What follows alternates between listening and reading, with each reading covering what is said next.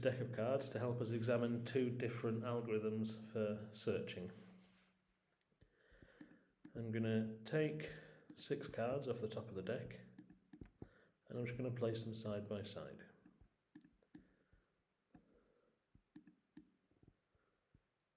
So, we have a collection of cards here which we're going to refer to just by their number. In fact, let me get rid of the 7 and see if we can have 6 different numbers. There we go.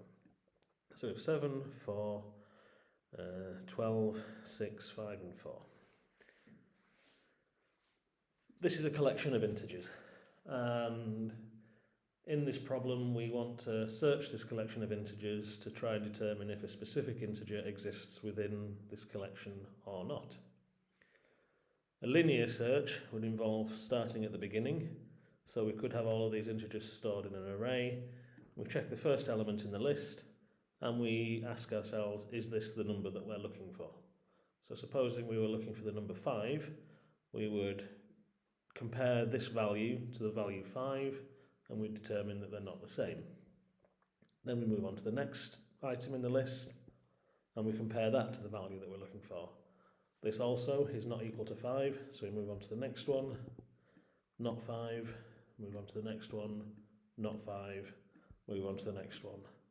This is 5, so we found the item we're looking for, and if this is a function, we would return the Boolean value true. Let's start again, but this time let's look for the value 8. So we compare the first value, that's not 8. Second value is not 8, not 8, not 8, not 8, and the final value is also not 8. And now we've reached the end of the collection, so at this point our function would return false to indicate that the value was not found in the set. To learn about how a linear search works, there we go. So for this to work, my data set needs to be sorted into order. There we are. For the binary search, the way that this works, actually I'm going to add one more card. There we go. The way that this works is we begin not at the start of the collection, but in the middle. So in this collection I have 7 cards. So the card in the middle is the 4th card here. And what I do here is I compare the value that I'm looking at with the value that I'm trying to find. So if I'm trying to find 9, then I would compare 9 with 6. They're not equal, but then I ask, is the value I'm looking for bigger than 6 or less than 6?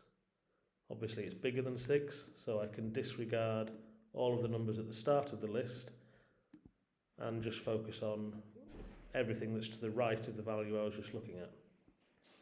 Now I repeat the process.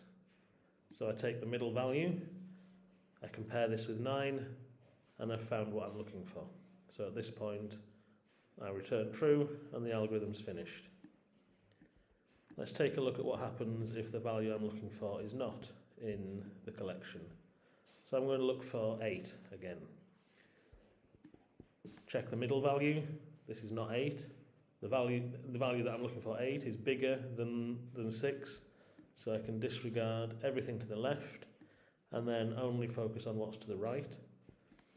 Compare the middle value.